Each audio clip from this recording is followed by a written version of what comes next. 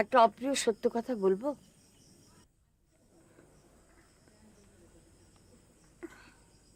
বলো। সমাজ সংস্কার করার আগে নিজের মনটাকে সংস্কার করতে হয় জ্যোতিদা, নইলে যে সবকিছু লোক দেখানো হয়ে যায়। লোক দেখানো? না, তুমি দেখছি পুরনো কথা কিছুই ভুলে যাওনি। তাহলে তো তোমার নিশ্চয়ই অরুন্ধতির কথা মনে আছে? অরুন্ধতী? হ্যাঁ, তোমার মনে নেই? বাবা বর্মা থেকে ফেরার সময় একটি মেয়েকে সঙ্গে করে নিয়ে এসেছিলেন। মেয়েটি বোবা ছিল। হ্যাঁ হ্যাঁ, মনে পড়েছে। আমি কলকাতা যাবার মাস 2 আগে এই ঘটনা ঘটেছিল। তখন তো তোমাদের বাড়িতে আমার যাওয়া বারণ ছিল, তাই ওর সঙ্গে খুব একটা ভালোভাবে পরিচয় হয়নি। তা হঠাৎ অরুন্ধতির কথা? কারণ আছে, কারণ আছে। দেখো সাথী, আমার তো সময় নির্দিষ্ট হয়ে আছে। তার আগে আমার একটা অন্যায়ের কথা তোমার কাছে আমাকে স্বীকার করতেই হবে। সত্যি কি এসব শোনার কোনো প্রয়োজন আছে? আছে, আছে। মরে যাবার আগে কারুর না কারুর কাছে আমাকে স্বীকারোক্তি করতেই হবে। যার আশার অপেক্ষায় এতকাল বসে আছি, সে যে আসবে তার খুব একটা ভরসা নেই। তবু তবু তুমি তো এসেছ, তোমার কাছে বলেই না হয় একটু হালকা হই। না জ্যোতিদা, আমি কারো বিকল্প নই। তুমি কার আশায় বসে আছো আমি জানি না, আর জানতে চাইও না। তবে এটুকু বলতে পারি, তোমার হতাশ হওয়ার কিচ্ছু নেই। প্রত্যেক মানুষেরই যাওয়ার একটা নির্দিষ্ট সময় থাকে। তোমার সেই নির্দিষ্ট সময়ে পৌঁছবার এখনো অনেক দেরি আছে, কারণ তুমি আমার সঙ্গে কলকাতায় যাচ্ছ। স্পন্দনে তোমার ট্রিটমেন্ট হবে। আর বেশি কথা বলবো না, যাও ঘরে যাও, আমার রান্না আছে।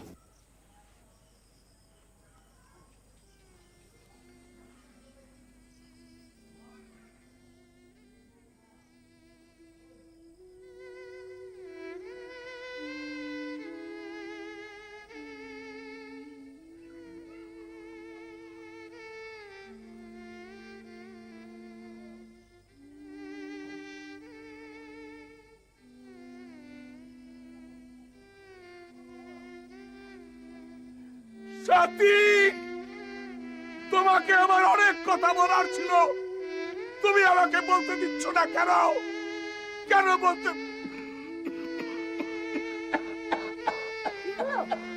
আবার কাশছো কেন?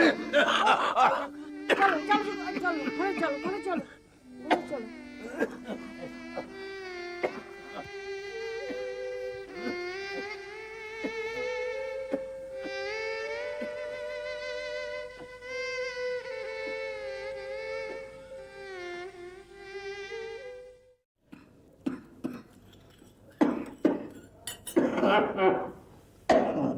বাবা বাবা, আরে ক্যান্সারে এত কাশি টাশি হয় নাকি? টিবি হলে তো মানুষ কাশি টাশি শুনেছি।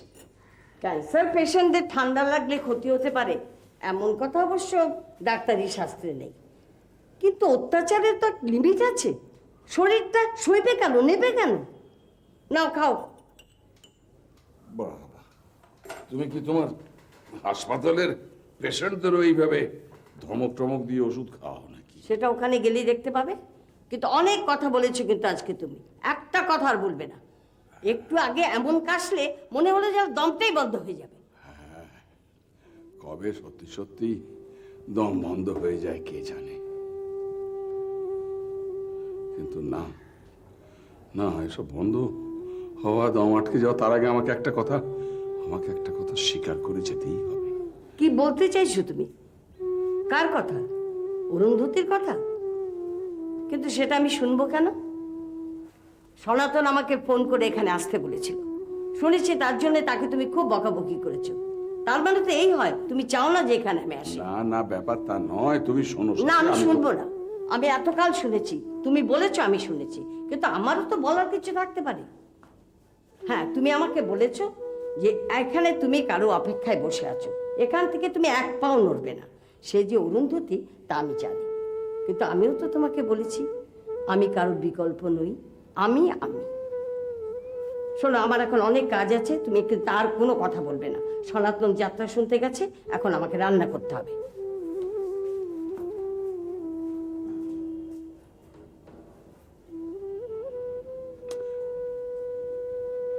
আমি জানি, আমি জানি তুমি কষ্ট পাচ্ছ, তুমি কষ্ট পাচ্ছ। ভুলটা আমার। আমি তাকে তোমার বিকল্প ভেবেছিলাম। এ ভুল আমার, এ ভুলের প্রায়শ্চিত্ত আমাকে করতেই হবে। সেই প্রায়শ্চিত্ত করার জন্যেই আমি বসে আছি।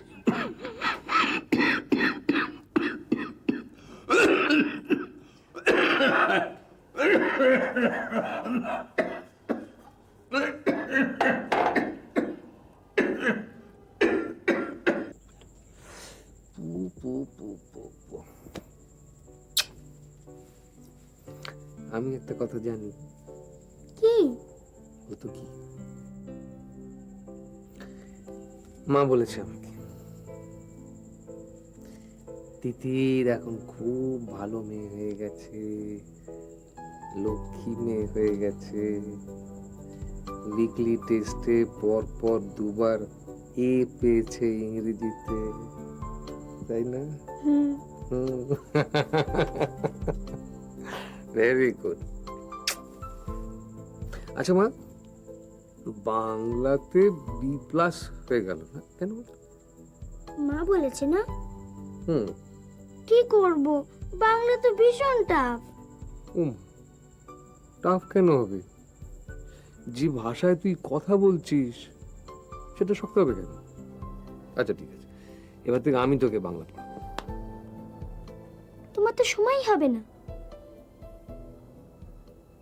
হবে হবে, অফকোর্স হবে। এখন থেকে আমার প্রচুর সময়, সারাক্ষণ। হসপিটাল যাবো তো, এক দৌড়ে যাব, এক দৌড়ে চলে আসবো। তাহলে তো ভীষণ মজা হয়। মজা হবে না? তুমি এমন করে বলছো কেন? হুম, কেমন করে বলছি? তোমার মন খারাপ হলে তুমি যেমন করে কথা বলো ঠিক তেমন করে বলছো। না রে, তোর বোকা, মন খারাপ হবে তো? আমি জানি তোমার ভীষণ মন খারাপ। মা আমাকে বলেছে বাবাকে একদম ডিস্টার্ব করবে না, বাবার মন খারাপ। জানো তো বাবা, মা না দিদুনকে ফোন করেছিল, বলেছে তুমি নাকি একদম বদলে গেছো। তাই বুঝি? কিন্তু তুমি তো একটুও বদলাওনি। আমি তো বদলাইনি তো। কিছুই বুঝতে পারছি না। তাই তো, তুমি তো আগের মতনই আছো। সব বদল কি বাইরে থেকে দেখা যায় রে তিতির? একটা মানুষ সারা জীবন কিছুতেই একরকম থাকতে পারে না, থাকার চেষ্টা করে মাত্র।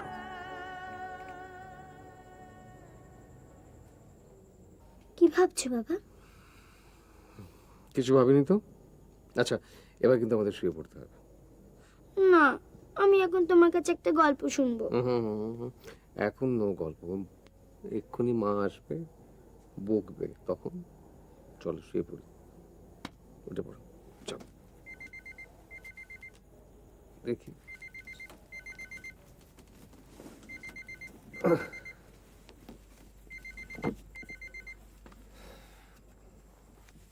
হ্যালো। হ্যালো স্যার, আমি শিউলি বলছি। হ্যাঁ বলো। স্যার মেদিনীপুর থেকে একজন পেশেন্ট এসেছেন। স্নেক বাইট মনে হচ্ছে ঘন্টা দুয়েক হয়ে গেছে। আপনি যদি কাইন্ডলি একবার অ্যাটেন্ড করতেন। এরকম মনে হওয়ার কারণ? তোমার কি মনে হয়েছে যে শুভ্রাংশু ক্ষেত্রে যথেষ্ট নয়? হ্যাঁ উনি আছেন, আমি ওনাকে জানিয়েছি, কিন্তু কেসটা দেখে মনে হলো সবার আগে আপনাকে জানানো দরকার। না, আমার এখন ডিউটি অফ। ডিউটি? হ্যাঁ, ওখানে তো অন ডিউটি আরএমও আছেন। তা আমার যাওয়ার তো কোনো প্রয়োজন দেখছি না। আমার প্রেজেন্স তো কিছু মিরাকেল ঘটাতে পারবে না। Sorry sir. হ্যাঁ ঠিক আছে, ইটস অলরাইট। Good night.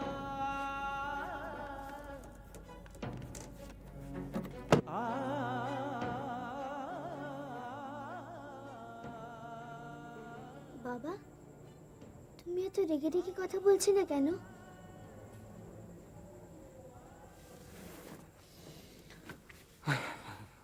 কেন রাগ হবে না বলতো?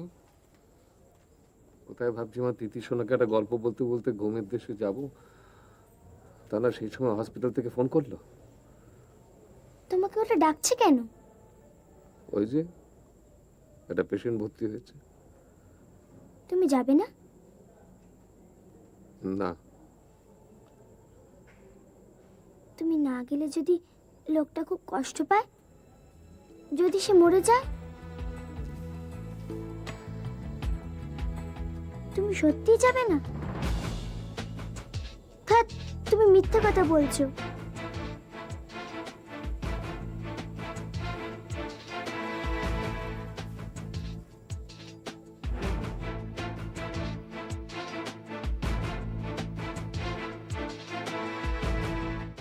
What do mean? কি বলছেন কি আপনি?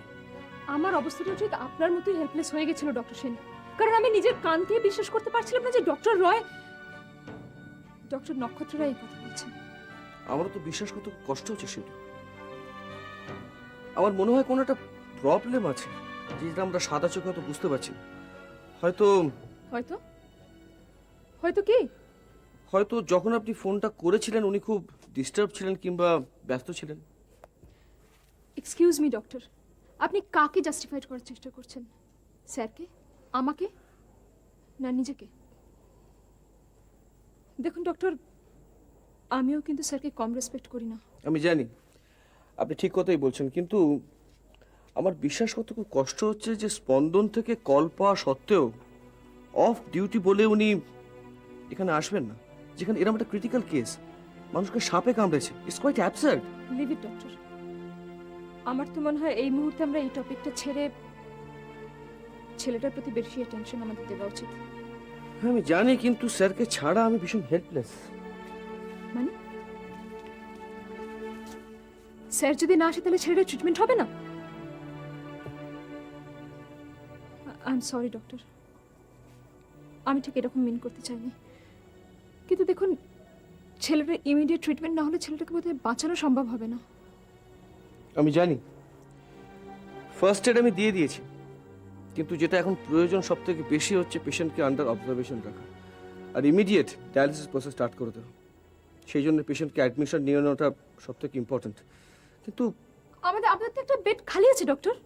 হ্যাঁ, কিন্তু সেটা তো ভিআইপি কোটা, সেখানে যদি আমি জানি আমরা এইভাবে অ্যাডমিশন নিতে পারি না, কিন্তু অন হিউম্যানিটি গ্রাউন্ড ছেলেটার এইরকম কন্ডিশন যেখানে ছেলেটার বাচ্চা মরা ডিপেন্ড করছে, সেখানে কি কোনো বেনিয়ম করতে পারে না? সেইখানেই ডক্টর নক্ষত্র রায়ের মতো একজন চিকিৎসকের প্রয়োজন। দেখুন, আমি 40% ডক্টর আর 60% সরকারি কর্মচারী। সে গার্ডস কোথায় যে সিদ্ধান্ত নেব? আমার পক্ষে তো সম্ভব নয়। তাহলে তাহলে আমি বলি কি, একটা স্যারকে আমি ফোন করি, যদি স্যারে ফোনে যদি কোনো আমাকে সাজেশন দেন। আমি একটা ফোন করবো স্যারকে? না না, আমি করছি।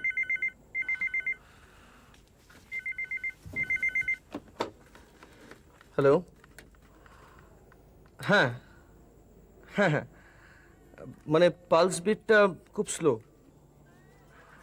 আমি ভেনে ইনজেকশন পুশ করেছি, কিন্তু ওই প্রেশারটা কিন্তু ফ্লাকচুয়েট করছে। হ্যাঁ আচ্ছা আচ্ছা, মানে খুব ভালো হয় তাহলে। না, আমি সাহস করছিলাম না বলতে। হ্যাঁ, ওকে ওকে, থ্যাংক ইউ। স্যার স্যার কি বললেন? শিউলি, সূর্য গ্রহণ হলেও সেটা কিন্তু ক্ষণস্থায়ী হয়। আধ ঘন্টার মধ্যে স্যার আসছেন। চলুন আমরা পেশেন্টের পাশে গিয়ে দাঁড়াই, তা না হলে তা না হলে কি হবে সেটা আমার জানা আছে। চলুন। চলুন।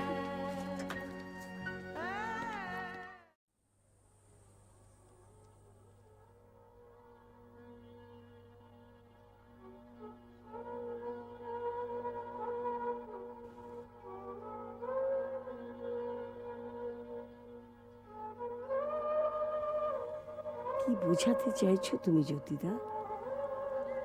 তুমি বলবে তারপর আমি বুঝবো? মেয়েরা এসব বলার আগেই বুঝে যায়। তোমরা পুরুষরাই বোঝো না, বুঝতে পারো না।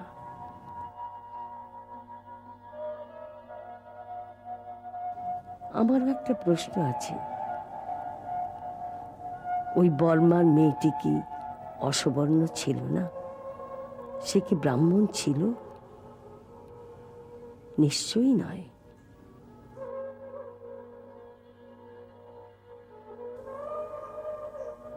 তাহলে কেন এক যাত্রাতে পৃথক ফল? কেন?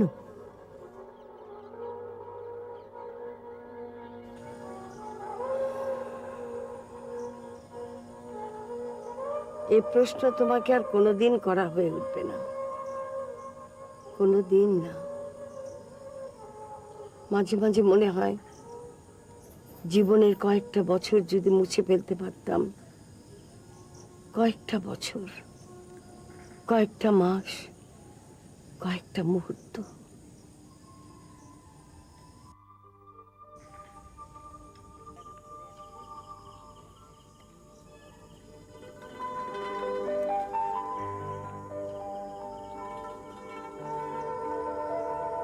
আমারই চেতনার রঙে পান্না হলো সবুজ, চুনে উঠল রাঙা হয়ে। আমি চোখ মেললুম আকাশে, জ্বলে উঠল আলো পূবে পশ্চিমে। গোলাপের দিকে চেয়ে বললুম সুন্দর, সুন্দর হলো সে। গোলাপের দিকে চেয়ে বললুম সুন্দর, সুন্দর হলো সে। এই বুঝি তোমার এন্ট্রান্সের পড়া হচ্ছে জ্যোতিদা? আচ্ছা তোমার না সামনে পরীক্ষা? কেউ যদি দোলনায় বসে এরম ভাবে দোল খায়, তাহলে কারো পড়ায় মন বসে? ঠিক আছে, আমি দুললে যদি কারোর অসুবিধা হয় আমি দুলব না। আমি চললুম। না।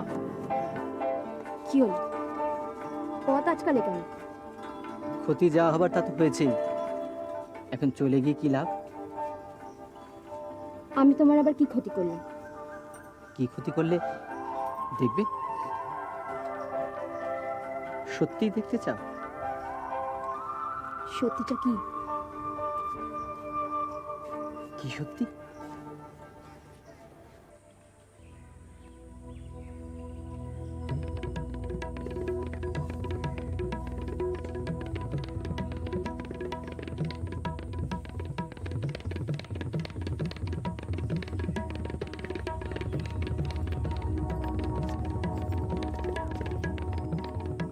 জ্যোতি,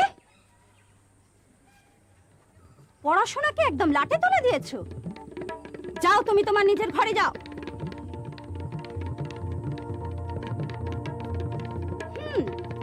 তাহলে এই সব কাণ্ড, যার শিল যার নোড়া, তুমি তারই ভাঙা দাঁতের গোড়া। বয়সের তো গাছ পাথর নেই, বেহায়াপনার এক শেষ। আমি কোনো কথা শুনতে চাই না। এই শেষ, এই বেশ। মা মরা মেয়ে, আহা বলে যেই বউ একটু লাই দিয়েছে অমনি বুকে বসে চাল করতে লেগেছো। থাক, ঢং করে আর কাঁদতে হবে না। এখনো খুকিপনা গেল না। খবরদার, আমি যেন আর তোমার দ্বিতীয়বার এই রঙ্গপনা না দেখি। কায়েতের ঘরের মেয়ে বামুনের ঘরের পাত পাততে যায়। দাঁড়া দাঁড়া, আমি তোর বাবাকে ডাকছি। এক পা এখান থেকে তুই নড়বি না।